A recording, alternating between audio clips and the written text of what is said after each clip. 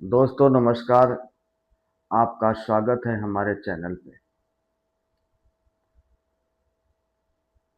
हमारा वीडियो, हमारा प्रेम यदि आप तक पहुंचे, इसे लाइक करिए, सब्सक्राइब करिए, शेयर करिए और वीडियो पूरा देखिए, नज़रअंदाज मत करिए। दोस्तों, आज का टॉपिक है कि अमृत वेला में जब आप उठें तो अपने मन से, अपने आस्था से,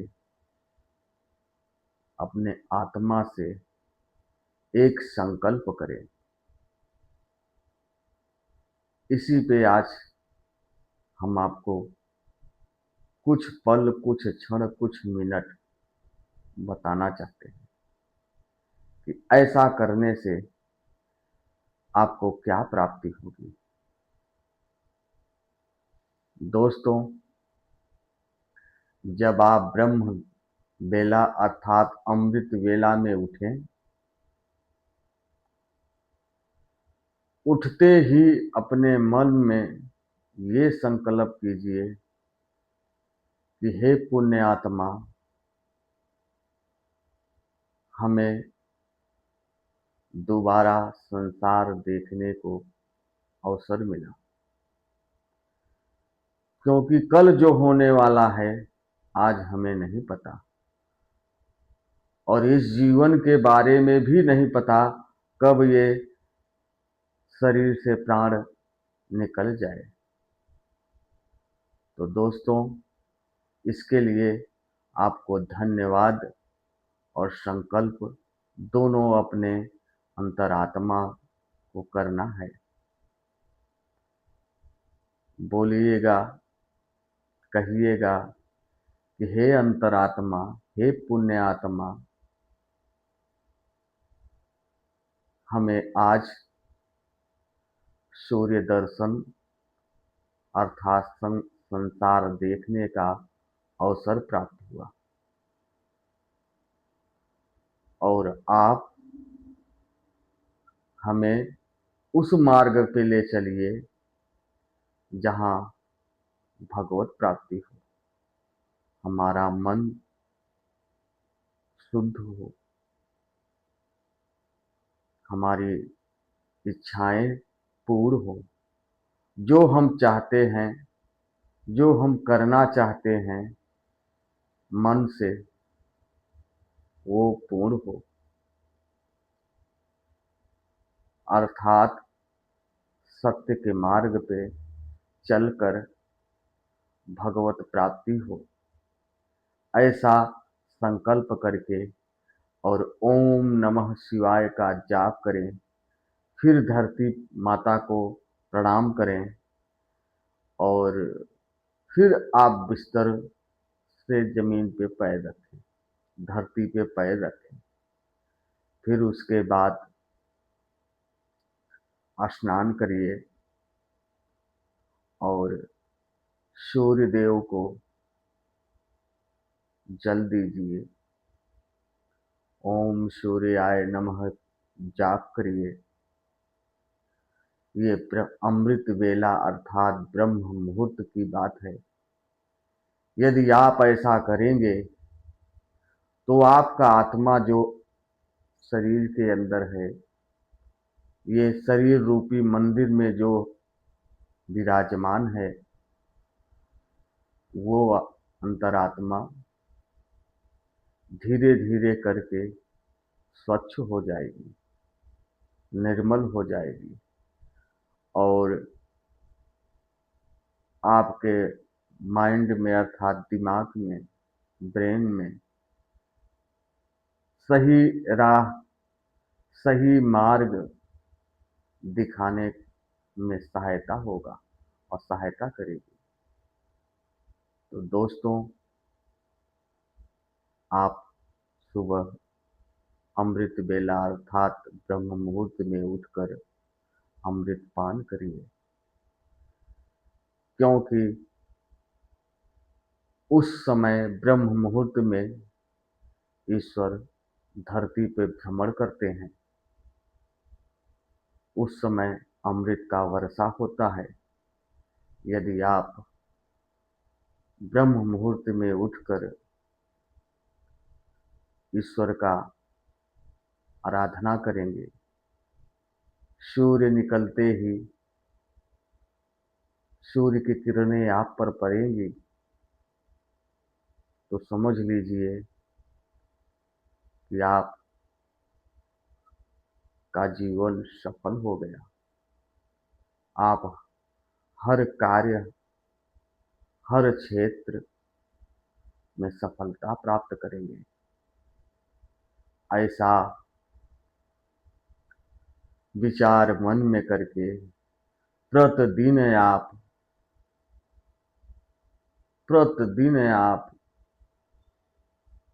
निरंतर ऐसा कार्य करिए। और यदि ये किया आपने,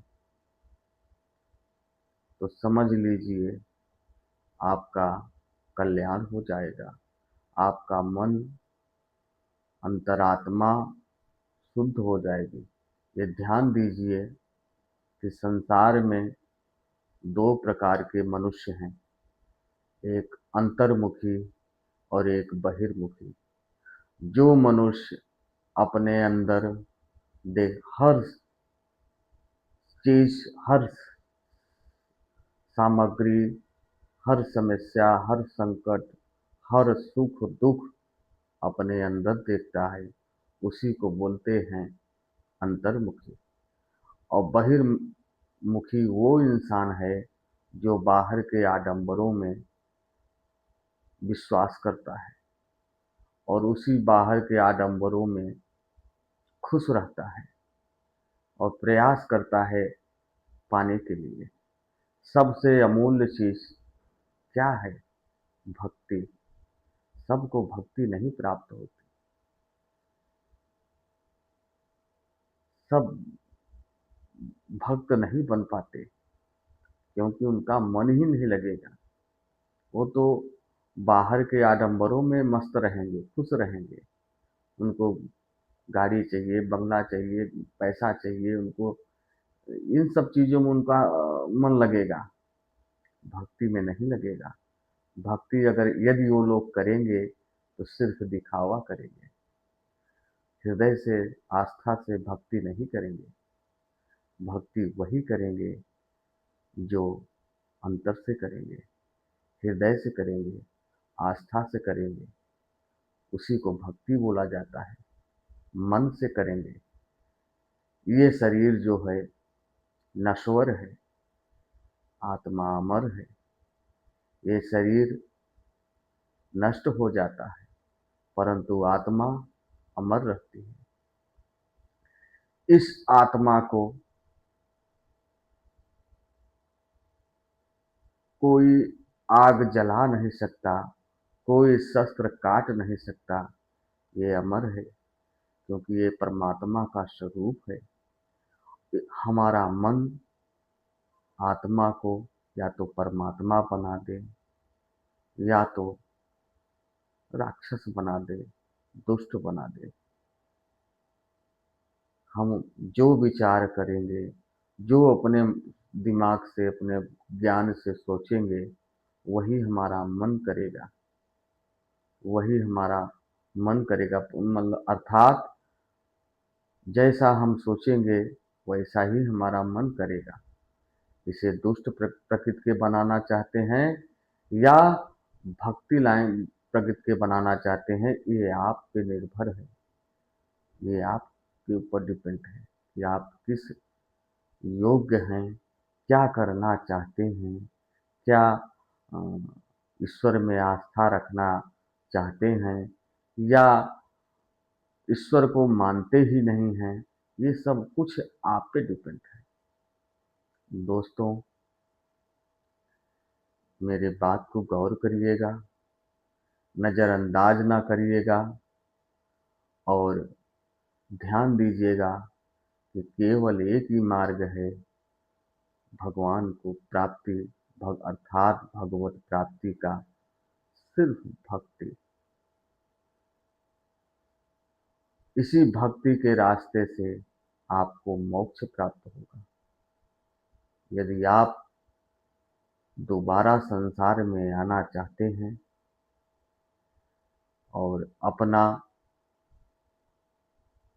नाम प्रसिद्ध करना चाहते हैं, सिद्ध करना चाहते हैं, तो आप केवल भक्ति ही एक रास्ता है आपके लिए, और इसी में आस्था लगाइए और इसी अपना कार्य करिए जो कर रहे हो।